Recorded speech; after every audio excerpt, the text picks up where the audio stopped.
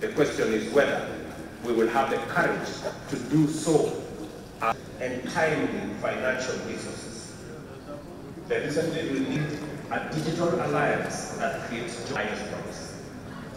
Let us make climate finance accessible and products. Third, powers are once again drawing lines across the world, shoulder to shoulder, for a rules-based Security Council to reflect. And we must defend, but because they seek opportunity. The challenge is not migration itself. These are not stories of loss. Rwanda be remembered not for prevarication, but immense natural resources of youth, and conditionality. Yet,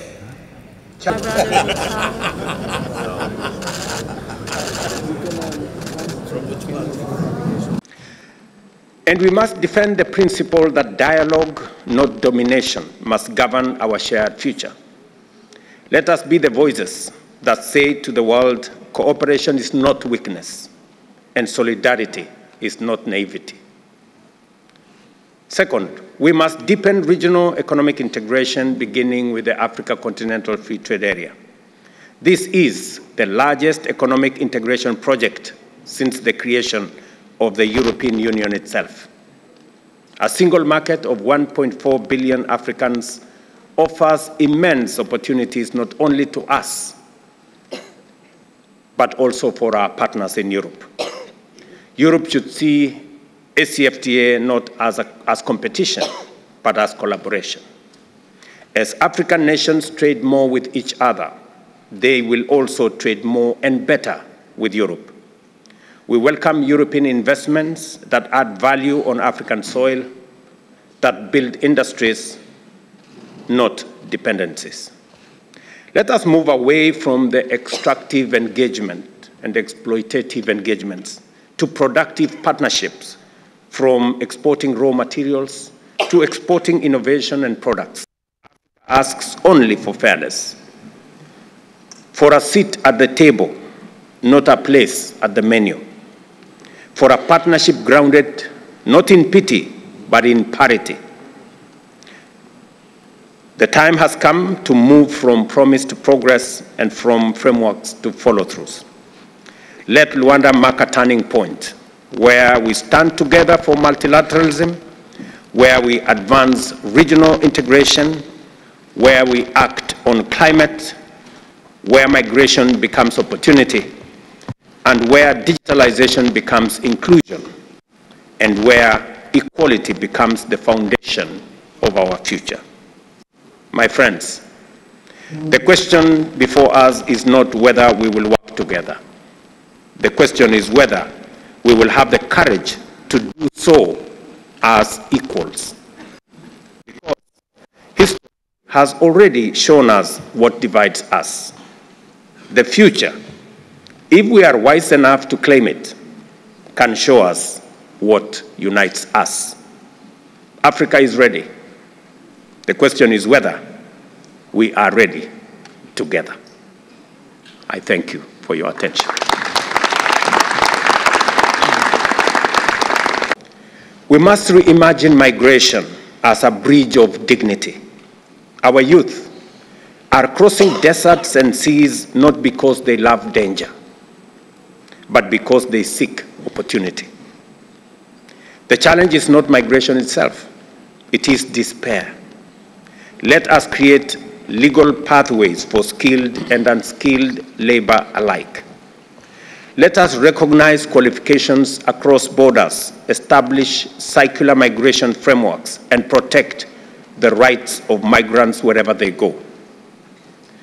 A nurse from Ghana working in London, a Kenyan software engineer in Lisbon. These are not stories of loss. They are threads of shared prosperity. Migration should not drain Africa's talent. It should circulate it. Our continents are bound by geography and destiny. Europe faces a demographic winter. Africa is in the bloom of youth. Europe holds enormous capital, modern technology, and mature institutions. Africa, on the other hand, holds immense natural resources, relentless youth energy, and a large and growing market. Each has what the other needs. Together, we are not two continents facing each other. We are two halves of a single horizon. So let this summit in Luanda be remembered not for prevarication, but for decisions. First, let us show up multilateralism. We are entering an era where great powers are once again drawing lines across the world. But Africa and Europe both know the cost of division. We have no interest in returning to the zero-sum game of global rivalry. We must stand shoulder to shoulder for a rules-based international order that treats every nation with dignity. We must reform the United Nations Security Council to reflect the world as it is today, not as it was in 1945. Let us embrace digitalization as the great equalizer of our time. Africa is not waiting for technology to arrive. It is inventing its own.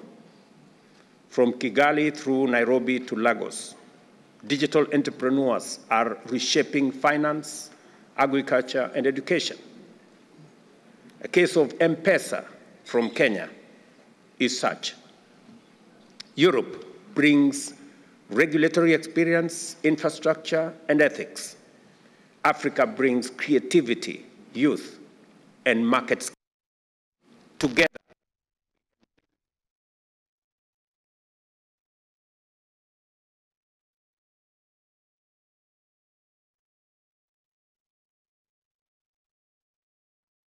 Digital century, Africa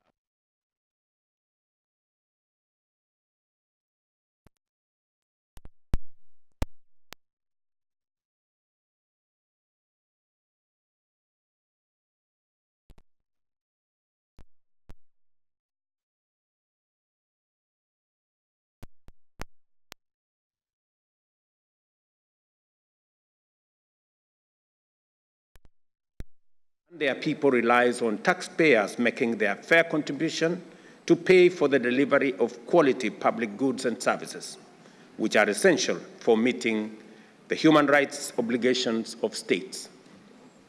Addressing these problems, including the implementation of asset return and recovery based on existing mechanisms, requires to be strengthened further. We look forward to an intergovernmental platform within the United Nations to address the problem as envisioned by the need to promote inclusive and effective international tax cooperation at that level. The implementation of the United Nations Agenda 2030 for Sustainable Development and the African Union's Agenda 2063 hinges on Africa's ability to mobilize sufficient and timely financial resources. The recently released Africa Economic Outlook 2024 by the Africa Development Bank estimates that the continent needs close to